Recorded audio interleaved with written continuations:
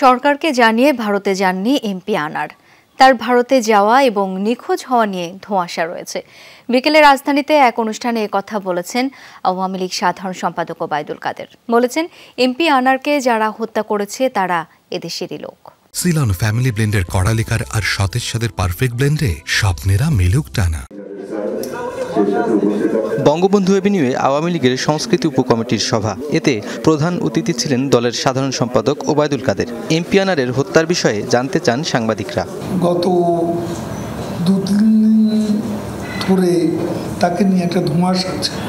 ফখরুল সাহেব বলছেন বন্ধু রাষ্ট্রে গিয়ে নিরাপদ থাকে না, কিন্তু বন্ধু আপনাদের যদি শত্রু রাষ্ট্র তো সেখানে সালাউদ্দিন আপনাদের এমপি এতদিন নিরাপদে কেমন?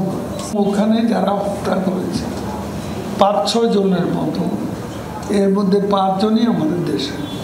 এ সময় সাবেক সেনাপ্রধানের উপর মার্কিন নিষেধাজ্ঞার বিষয়ে ওবায়দুল কাদের বলেন, নিষেধাজ্ঞা পাত্তা দেওয়ার কিছু নাই। তো যারা গণহত্যাকে অস্বীকার, তারা আমাদের কাকে নিষেধাজ্ঞা দিল, ভিসা নীতি প্রয়োগ করলো, সেটা নিয়ে আমাদের কোনো মাথা ব্যথা। দেখলাম ডোনাল্ডো আসলেন, সম্পর্ক এগিয়ে নিয়ে যাওয়ার সংকল্পবদ্ধ করলেন, এখানে মিটিং করে।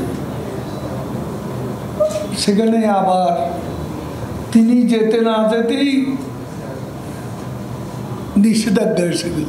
ওবায়দুল কাদের বলেন, বিশ্ব পরিস্থিতির কারণে দেশের অর্থনীতিতে বিরূপ প্রভাব পড়েছে। বিশ্ব সংকটের প্রতিক্রিয়া প্রভাব। নুনবী সরকার, যমুনা নিউজ, ঢাকা।